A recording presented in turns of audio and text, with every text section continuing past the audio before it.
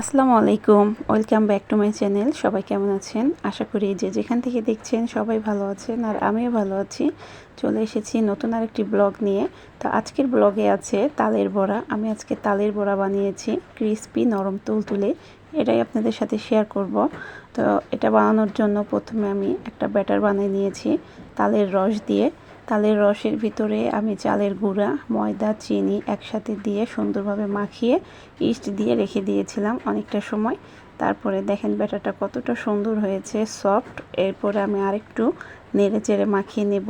তো মাখানো শেষ। এখন একটা প্যানের ভিতরে আমি তেল গরম করে নেব। এখানে যত তেল দিয়ে ভাজা যাবে ততই ভালো হবে। তেলটা দিয়ে তেলটা গরম হয়ে যাওয়ার পরে আমি একটু একটু করে তেলের ভিতরে সবগুলো ছেড়ে দেব আর কি। পেঁয়াজও যেভাবে আমরা ভাজি সেমভাবেই এই তালের বড়াগুলো খেতে কিন্তু খুব মজা হয়। এটা একদম মিষ্টিও দেওয়া যাবে না, আবার একদম মিষ্টি ছাড়াও ভালো লাগবে না। তাছাড়াও তালের তো একটু মিষ্টি আছেই, এই বুঝেই কিন্তু চিনিটা দিতে হবে। আর সব কিছুই যদি পারফেক্ট থাকে তাহলেই কিন্তু তালের বড়াগুলো মজা লাগবে খেতে।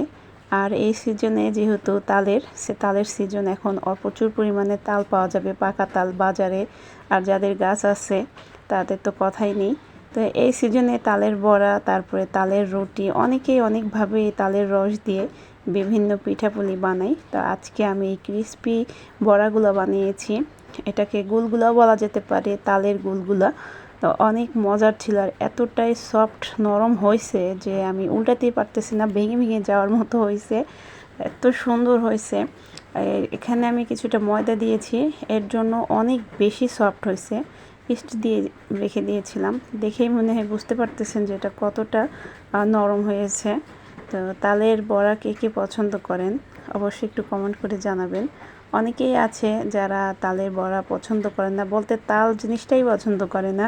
আরে ভাই, তালের সিজনাল ফল একটু তো খেতেই হয়, যে কোনো ফলই ট্রাই টেস্ট করে দেখা দরকার সবারই। তো আমি এখন এটা তেল ঝরিয়ে তারপরে উঠাই নিব। তেলটা সমস্তই পড়ে যাবে, চালের গুঁড়া দেওয়া এই কারণে এটার ভিতরে তেল একদমই ঢুকে যাবে না। তো আমি প্রত্যেকটা উঠিয়ে একটু তেল ঝরিয়ে তারপরে নামিয়ে নিব। দেখেন অনেক সুন্দর হয়েছে, ফুলে ফুলে গেছে, আর এরপরে লাল লাল হয়ে গেছে। আমি এরপরে একটু নামাই নিচ্ছি, নামিয়ে নিয়ে আপনাদের সাথে আমি শেয়ার করতেছি। প্রথমে একটা পাতিলের ভিতরে উঠাবো, তারপরে আমি একটু আপনাদের সাথে শেয়ার করতেছি। এই যে দেখেন আমি সুন্দরভাবে তাল বড়াগুলো একটা প্লেটে উঠিয়ে আপনাদেরকে একটু দেখাই, মোচমুচে এবং লোভনীয়। তো কেমন হয়েছে আমার আজকের তালের বড়ার রেসিপি অবশ্যই কমেন্ট করে জানাতে ভুলবেন না। আমার চ্যানেলটি সাবস্ক্রাইব করে পাশেই থাকবেন। তো সবাই ভালো থাকবেন, সুস্থ থাকবেন। আজ এই পর্যন্তই, আল্লাহ হাফেজ।